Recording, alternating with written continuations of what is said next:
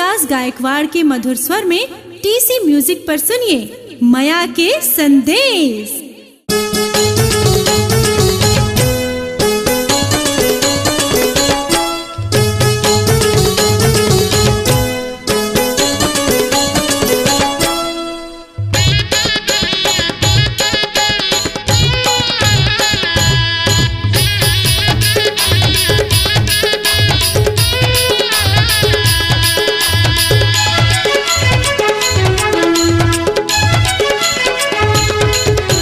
लेले गोरी मोर पता ठिकाना, गाँव बल्ही मोर शाहपुर थाना, झन भुलाबे ना। मोर नाम हवे लक्ष्मीदास टूरी तै पूछत आवे ना। मोर नाम हवे लक्ष्मीदास टूरी तै पूछत आवे ना।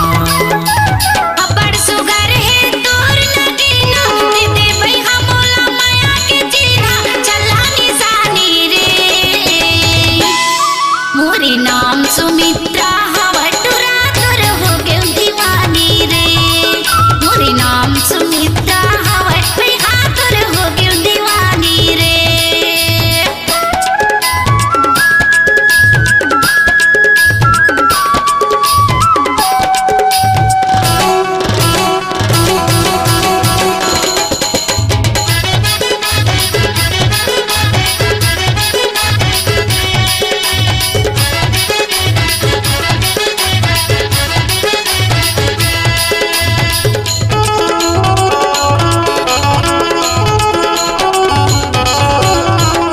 बिना जेवरा नहीं लागे, आ जाबे ओ मोर रानी, आ जाबे ओ मोर रानी।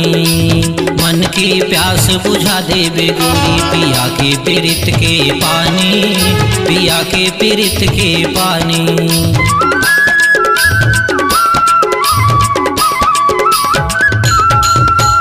और बिना जेवरा नहीं लागे, आ जाबे ओ मोर रानी, आ जाबे ओ मोर रानी।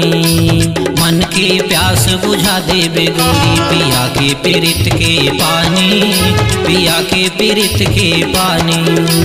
ले ले गोरी मोर पता ठिकाना, गाँव बल्ही मोर शाहपुर थाना, झन भुलाबे ना। मोर नाम हवे लक्ष्मीदास टूरी तै पूछत आवे ना। मोर नाम हवे लक्ष्मीदास टूरी तै पूछत आवे ना।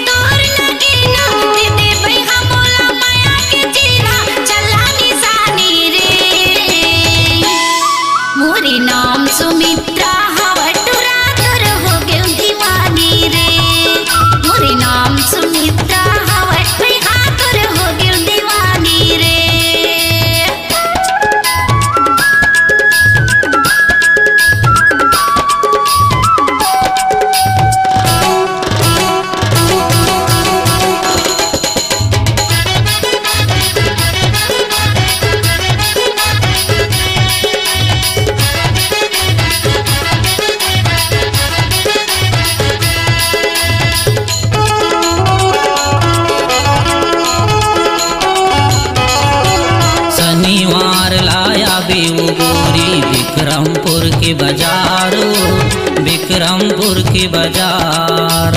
पीपर के छैया में बैठ के गोरी करी हूँ तोर इंतजार, करी हूँ तोर इंतजार।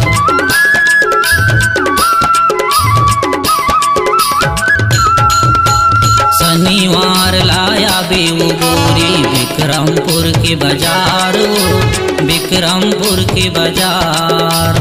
पीपर के छैया में बैठ के गोरी करी हूँ तोर इंतजार, करी हूँ तोर इंतजार। ले ले गोरी मोर पता ठिकाना, गाँव बल्ही मोर शाहपुर थाना, झन भुलावे ना। मोर नाम हवे लक्ष्मीदास टूरी तय पूछत आवे ना।